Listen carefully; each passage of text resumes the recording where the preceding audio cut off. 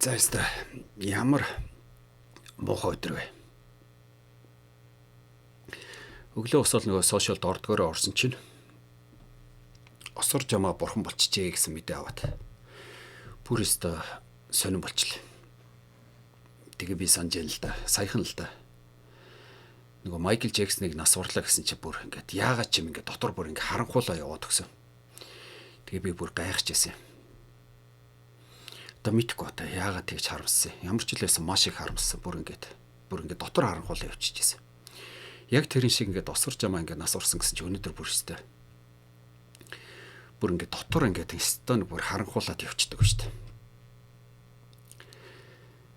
Тэгээ хөөрхөн юмтай. Хар залуугаараа. Яста бүр хар залуугаараа. Тэгээ бүр өмнөөс нь бүр ингээд харамсаад байгаа юм. Ямар олон хүнд ад үзв. Ямар олон хүн хараа зөвхөв. Ямар олон хүн зодоо нүдв. Тэгэд ядуу ах ямар хэцүү юм бэ. Тэгээ ах дүүсгүү. Өмөрх хамгаалах хөнгүү байх ямар хэцүү юм. Тэгээ хүмүүсээс нэг жоохон өөр байх ямар хэцүү юм. Тэгээ ер нь нэг ийм хүн ингээ Монголд төрөх одоо ямар хэцүү юм бэ гэл. Бүр бодогчлаа. Урд нь ч ингэж бодож л байсан л та. Тэгээ дээр нэг зодуулсан нүдүүлсэн багт нь одоо энэ залуу ингэж явж байгаа л нэг л өдөр хүний гарт одоо өгөх юм байна даа л гэж бодож байсан. Гэхдээ арайч бас нэг нэрээ ийм залуугаараа ингээд яваад өгч гэж ёстой санаагүй юм байна. Бүр өстө үнэхээр харамсмаар. Тэгээд нэг пост санаж л да нөгөө coin хийгээд байдаг мөнгөчин гэд залуу нэг пост хийсэн байсан. Нэг осор жамааг нэг хүнд зодуулж нүдүүлснийхэн дараа. Тэгээд тэр постн дээр одоо ингээд ахын дүү ингэж явж байгаад нэг л өдөр хүний гарт өгөх юм байна да. Ингэж яхаар тэр Америк явуучвал яад юм бэ гэд. Тэгээд тусламж хэрэгтэй бол холбогдоорой гэдэг нэг пост хийсэн байсан. Тэгээд тэр мөнгөчин бол мэдчихэж байгаа л да. Ийм хүмүүс тэгээ ингээд зодуулсан, нүдүүлсэн, яг ингээд ялгуурлан гадуурхагдсан, ийм факттай, баримттай хүмүүс Америкт очих юм бол за очиж болно. Тэр бичиг баримтыг авчиж болно гэдгийг мэдчихсэн болохоор тэгж хэлсэн баг л та. Гэхдээ усар жамаа бол тэр замыг сонгоогүй. Ямар ч байсан эх орондоо байсаар байгаад л тэгэл одоо бурхан боллоо. Маш олон хүмүүс ингээд Америк руу явах га тэр бичиг баримтыг авах гад. За янз бүрийн л арга зохиож идэг. За энэ усар жамаагийн хувьд бол ёстой хэрэг хүссэн бол очиод тэрийг бол зүгээр дор нь аваад тэр хүмүүсийн хүсээд мөрөөдөд байдаг тэр Америкт амьдраад явах боломж байсан гэтэл тэгсэнгүй л дээ. Тэгээ маш олон хүнд хараалгасан ч гэсэн маш олон хүнд зодуулсан, нүдүүлсэн ч гэсэн тэгээд эх орондоо байсаар байгаад л тэгэл бурхан боллоо. Тэгээд ийм хүмүүс хэрвээ Америкт байсан бол за би энэ дэр нэг юм зураг үзүүлье. Энэ хараа нэг Magic Johnson гэдэг Америкийн супер одын хүүн. Одоо хараа ийм болцсон. Охин болцсон. Тэглээгээд одоо энийг үзэн ядж байгаа хүн ерөөсөө байхгүй. Ингээл хийгээл бүтээгээл явж гин. Ингээл мөрөөрөө явж гин. Гэтэл Монголд энэ залуу зүгээр л ингээл ёстой амар байхгүй эсэргээд бүр ёстой нэрэ ямар их зовсон бол ингээ яваад өглөө л дээ. Тэгээд бодоол юм л да. Хэрвээ Америкт иймэрхүү юм болсон бол ингээд бүр нийгмээр одоо ингээ бүйлээцээр байгаад үзэн ядсаар байгаад хараа зүгсээр байгаад зодож нүдсээр байгаад ингээд өнгөрцөн бол одоо хэрвээ Америкт байсан бол өнөөдөр энэ хүний эрхийн байгууллагууд энэ том одууд нийлээд одоо бүр энэ тэндгүй ингээд зургийг нь хевлээ тавьсан. Одоо юу гэдэг нөгөө сүнс нь амар амгалан байх болтугай гэд. Тэгээд дээрэс нь хамгийн гол нөгөө хойч үедээ залуучуудаа хүүхдүүдтэй ингэж хүнийг ялгуурлаж гадуурхаж харааж зүхэж болохгүй гэд ингээд сургалт энэ тэндгүй явуулаад ингэ байж байгаа. Гэтэл Монголд бол ерөөсөө тийм юм болохгүй юм байна л да.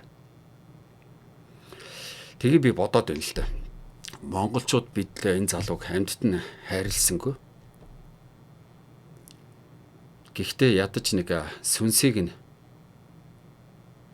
Ерөөсөө амьтад нь баярлуулсангүй. Гэхдээ ядаж нэг сүнсийг нэг баярлуулчих юмсан гэдэг. Гэ бодоод байна л да. Тэр хойдох ажлыг нэг одоо хүний ёсоор нэг хүндтэй хийчих юмсан гэдэг ингээ бодоод байна л да. Тэгээ миний хувьд өөрөө ингээ гадаадад байгаад байдаг. Тэгээд нэг энийг хийчих юм нэг залуучууд байдсан болов үгүй болов гэдэг. Тэгвэл бас нэг тэрэнд нь оролцоод нэг хандив банд өргөх юмсан бас хүмүүсийг уриалах юмсан гэдэг.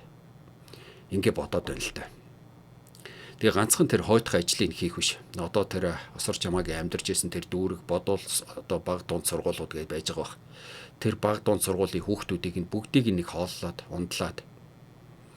Тэгээ хамгийн гол нь тэрнтэйгээ одоо яг зэрэгцээд энэ хүнийг одоо тэр нийгмийн гарал үүсэл баян ядуу тэр тулах түших хүнтэй хөнгөн хамаагүй эсвэл одоо биднээс жоохон өөр байлаа гэд одоо ялгуурлаж харааж зүхэж зодож нүдэж үзий ядаж болохгүй гэсэн нэг юм сургалтыг ядаж тэр тойрог дүүрэгт нь хийх юмсан гэл. Тэгэх юм бол тэр олон хүүхдүүдийн ядаж нэг 2 3 ч гэсэн бас болохгүй юм байна гэсэн нэг юм. Тэгээ ер нь цаашдаа одоо монголчууд бид нар цөөхөн ингэх ерөөсөө шаардлагагүй гэсэн нэг ийм нэг мессежийг хүргэх ёстой болов гэдэг ингээд бодоод байна л да. Тэгээ хэрэг тэр хэнийг эхлүүлэх юм бол одоо би энэ гадаадад энэ Америкт баруун Европт амьдарч байгаа монголчуудаас бас хандив тусламж одоо гуйсан ч яах вэ? Энэ хүмүүс бол ойлгоно л да. Гол нөгөө хойдох ажлыг хийх гэж байгаа биш. Ерөнхийдөө одоо нэг ийм хүнийг үзий ядаж ялгуурлаж гадуурхаж болохгүй гэсэн нэг ийм сургалт мессежийг ядаж нэг ганц өдрийн аян өрнүүлэх гэсэн юм аа гэд. Ингүүл бас хүмүүс нэг ойлгоод $5-10 өгөх л баг л та. Тэгээд нэг ийм юмыг одоо нэг залуучууд хийгээсэ гэд.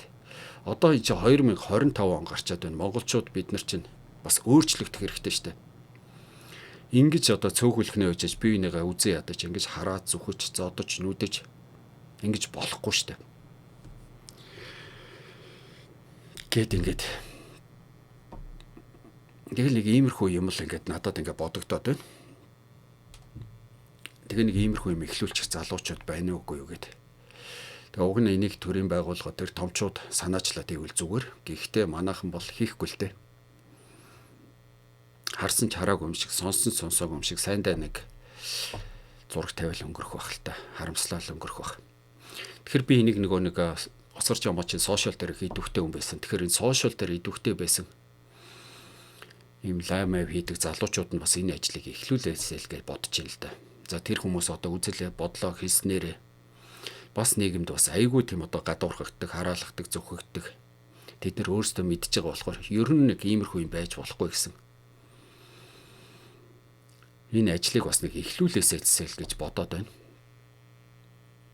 Тэгээ одоо хинээ эхлүүлэх юм.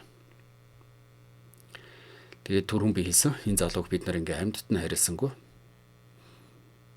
Гэхдээ ядаж нэг сүнсийг нь амьдад нь ерөөсөө баярлуулж чадсангүй. Тэгэхээр ядаж нэг сүнсийг нэг баярлуулад нөгөө бурхны оронд нэг хүний ясаар нэг хүндэтгэлтэй залчих юмсан гэдэг. Тэгээ мэдээж яриг маш олон хүмүүс баярлж л байгаа бах та. Үхээд өгсөнд нь яваад өгсөнд нь баярлж байгаа бах. Нэг амьдад нь яваад өгөөсөө үхээд өгөөсөө харааж ясан. Гэхдээ нөгөө талаар бас нэг ерөөсөө гим хор хийгээгүй жинхэнэ өөрийнхөөрөө байжгаад ингээд яваад өгсөн. Дээрээс нь энэ хүн өөр төрж болно. Ядуу зүдүү ах дүүг төрж болно. Тэглээгээд ялгуурлан гадуулах одоо бусдад хараалгах зүхэх